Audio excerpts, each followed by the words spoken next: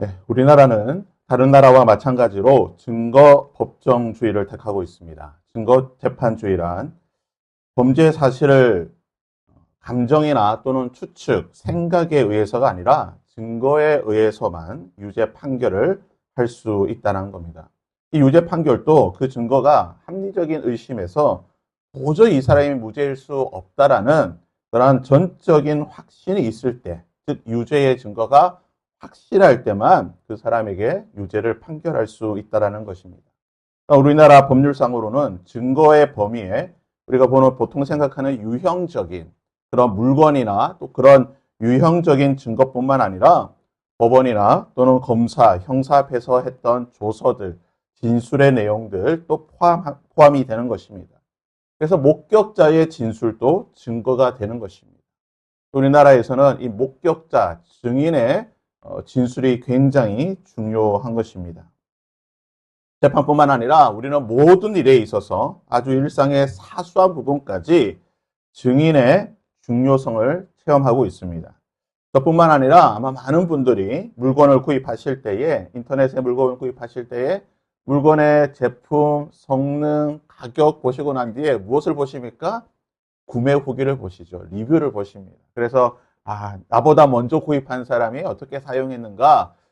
대부분의 사람들이 좋다고 하면은 조금 편안하게 살 수 있지만 간혹 가다가 좀 안 좋다, 이 제품이 뭐 불량이 안 좋다고 하면 조금 꺼림칙하고 구입하는 것을 주저하게 되는 것입니다. 그 인터넷에 리뷰를 쓴 사람들, 저와는 일면식도 없는 사람입니다. 단 한 번도 본 적이 없는 사람이에요. 근데 그 사람이 좋다, 좋지 않다란 그 말에 저희의 구매 의사가 왔다 갔다 한다는 것이에요. 자, 우리는 누군가의 그 증인, 그 말에 굉장히 우리의 마음이 움직이는 것을 보게 되는 것입니다. 우리가 사소한 물건을 구입하는데도 증인의 역할이 너무나 중요한데요. 우리의 인생의 가치관이나 또는 방향, 그 중요한 결정들을 하는 그러한 신앙의 문제에 있어서 이 증인의 역할이라고 하는 것은 너무나 중요한 것입니다. 본문의 말씀은 재판 중에 증인의 자격과 역할에 대해 말해주고 있습니다. 십계명을 비롯한 모세율법은 대략 BC 1400년경에 기록이 되었습니다. 인류 최초의 법전이라고 할 수 있는 우루남무라는 법전이 있습니다. 이것은 십계명이 주어지기 전 약 700년 전에, 즉 BC 2100년경에 기록이 되어 있습니다. 또한 함무라비 법전 역시 BC 1750년, 그러니까 인류 최초의 법전이라고 할 수 있는 이 두 법전은 모세율법보다 적어도 300년에서 또는 700년 앞서 기록된 법전들입니다. 이 법전은 모두 메소포타미아, 즉 아브라함의 고향이었던 갈대아 우르와 그리고 하란, 가나안 지역에서 통용되던 법들인데요. 이 법전에 보시면 증거의 요소, 이 증거라고 하는 것이 재판에 참 중요하다. 그래서 모든 법관들이나 통치자들은 재판할 때에 증거를 잘 살펴보아야 한다고 기록을 해놓았습니다. 그러면서 한마디 더 하기를 뭐라고 표현하냐? 이 증거가 참인지 거짓인지 판단하는 것은 재판하는 사람에 달려있다. 즉, 통치자가 이것은 내가 사용할 증거다. 아니다. 이것은 내가 사용하지 않을 증거다. 통치자의 주관에 따라서 그의 이해관계에 따라서 증인이나 증거의 역할이 제한된다는 것입니다. 즉, 아무리 물증이 확실해도 내가 이 사람을 유죄를 주기 위해서 이 증거를 무시할 수 있다는 것입니다. 이에 반해서 모세율법은 이렇게 기록하고 있습니다. 15절 말씀에 보면 사람의 모든 악에 관하여 또한 모든 죄에 관하여는 한 증인으로만 정할 것이 아니요 두 증인의 입으로나 또는 세 증인의 입으로 그 사건을 확증할 것이니라. 즉 한 사람의 증인에 의해서가 아니라 2명 또는 3명, 비록 3명이라고 하는 한정적이긴 하지만 그래도 다수가 이야기하는 그 증인, 그 증거로 가지고 유죄를 판단하라고 말하고 있습니다. 그래서 유대인들은 법률적으로 무언가 이 사람의 유죄에 대해서 판단할 때는요, 반드시 2 또는 3 증인의 증인이나 또는 증거가 있어야 됩니다. 우리가 이것을 대표적으로 볼 수 있는 것이 바로 예수님께서 빌라도 앞에서 또는 대제사장 앞에서 재판받으시는 장면입니다. 마태복음 26장에 보시면 예수님께서 가야바 대제사장 앞에서 유대인의 율법에 따라 재판을 받으셨습니다. 60절, 61절에 보시면 이렇게 기록합니다. 거짓 증인이 많이 왔으나 얻지 못하더니 후에 두 사람이 와서 이르되 이 사람의 말이 내가 하나님의 성전을 헐고 사흘 동안 지을 수 있다 하더라. 또한 이 예수님에 대해서 두 사람이, 즉 율법에 따라서 두 명이 와서 예수님에 대해서 거짓 증거를 하게 되자 가야바는 이 증인도 서로 좀 엇갈리긴 하였지만 이 두 사람의 증언에 따라서 예수님을 유죄로 판단하게 되고 예수님을 추궁했던 것을 보게 되는 것입니다. 또한 베드로가요, 예수님을 부인하는 장면이 역시 유대인의 율법에 따라서 그의, 즉 베드로가 예수님을 모른다라고 했다고 하는 그 행동이 죄라고 하는 사실에 대해서 유대인의 율법에 따라서 이렇게 표현하고 있습니다. 예수께서 이르시되 내가 진실로 내게 이르노니 오늘 밤 닭 울기 전에 내가 3번 나를 부인하리라. 예수님께서 왜 베드로에게 네가 나를 부인할 것인데 한 번 부인하는 게 아니라 두 번도 아니라 3번 네가 오늘 나를 부인할 것이다 라고 말씀하신 것입니까? 유대인의 율법에 따르면 3번이 있어야 되는 거예요. 3명의 증인이 있어야 된다는 겁니다.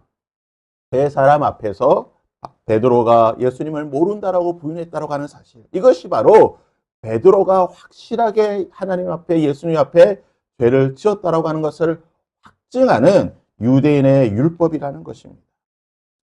이러한 성경의 원리에 따라서 예수님께서도 말씀하시기를 내가 하나님의 아들이다. 하나님이 나를 보내시고 나는 그리스도고 메시아며 하나님의 아들이라고 하는 사실을 예수님께서는 이 유대인의 율법에 따라서, 즉 예수님은 내가 하나님의 아들이야 라고 그냥 말씀하신 것이 아니라 너희들이 기록하고 있는 그 유대인의 율법에 따라서, 너희들의 율법에 따라서 내가 하나님의 아들이다. 내가 하나님의 아들이심을 증언해주는 증인들이 너희 율법에 따라서 두세 증인이 나에 대해서 하나님의 아들이라고 증거하고 있다라고 말씀하셨습니다. 먼저 요한복음 5장 32절에 보시면 나를 위하여 증언하는 이가 따로 있으니, 즉 내가 하나님의 아들이심을 증언해주는 증인들이 있으니 나를 위하여 증언하신 이는 그 증언이 참인 줄 아노라. 첫 번째 증인이 누구입니까? 너희가 요한에게 사람을 보내매 요한이 진리에 대하여 증언하였다. 세례 요한이 나에 대해서, 내가 하나님의 아들이심에 대해서 너희들에게 증언해 주었다라고 말하고 있습니다. 36절에 보시면요, 두 번째 증인이 있습니다. 내게는 요한의 증거보다 더 큰 증거가 있으니, 요한도 내가 하나님의 아들이심을 증언하였지만 그것보다 더 확실한 증거가 있으니 아버지께서 내게 주사 이루게 하시는 역사, 곧 내가 하는 그 역사가 아버지께서 나를 보내신 것을 나를 위하여 증언하는 것입니다. 무슨 말씀입니까? 예수님께서 이 땅에서 행하셨던 그 수많은 기적들, 병자들을 고치시고 귀신들을 쫓아내시고 오병이로 먹이셨던 그 수많은 기적들이 바로 내가 하나님의 아들임을 증언하는 것이다. 세 번째 증거가 무엇입니까? 또한 나를 보내신 아버지께서 친히 나를 위하여 증언하셨느니라. 너희는 아무 때에도 그 음성을 듣지 못하였고 그 형상을 보지 못하였다. 무슨 말입니까? 예수님께서 세례 요한에게 세례를 받으실 때에 물에서 올라오실 때에 하늘이 열리고 비둘기가, 성령이 비둘기같처럼 임하시며 하늘에서 음성이 들리기를 이는 내 사랑하는 아들이다. 아버지께서 나를 위하여 증거해 주셨다. 세 번째 증인이 있습니다. 유대인의 율법에 따르면 두세 증인의 증언이 합한다로 간다면 그것은 참이라고 말씀드렸잖아요. 예수님에 대해서 세 증인이 벌써 하나님의 아들이심에 대해 증언하고 있습니다. 마지막 네 번째 증거에 대해서 예수님은 이렇게 말씀하고 계십니다. 39절에 너희가 성경에서 영생을 얻는 줄 생각하고 성경을 연구하거니와 이 성경이 내게 대하여 증언하는 것이니라. 무슨 말입니까? 너희들의 기록되어 있는 구약의 모든 말씀이, 모든 선지자와 율법이 나에 대해서 증언하고 있다. 하나님의 아들임을 증거하고 있다. 여러분, 예수님이 하나님의 아들이심을 증언하는 네 가지의 증거가 있습니다. 율법에 따라서 세 증인만 해도 확신한 것인데 넘치도록 네 증인이 예수님이 하나님의 아들이심에 대해 증거하고 있다는 것입니다. 여러분, 우리가 예수를 하나님의 아들 구주로 우리가 영접하고 고백하는 것은 바로 이 증언에 입각하여 이 증언을 믿음으로 말미암아 우리가 예수님을 하나님의 아들로 고백하는 것입니다. 그러기에 베드로전서 1장 8절에서 9절은 이렇게 말하고 있습니다. 너희가 예수를 보지 못하였으나 사랑하는도다. 이제도 보지 못하나 믿고 말할 수 없는 영광스러움으로 기뻐하나니 믿음의 결국 곧 영혼의 구원을 받습니다.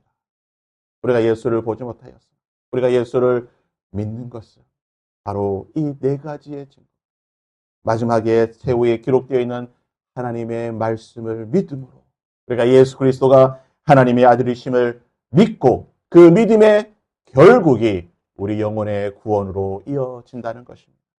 사랑하는 여러분, 이 진리를 오늘 이 시간 다시 한번 확인할 수 있기를 바랍니다.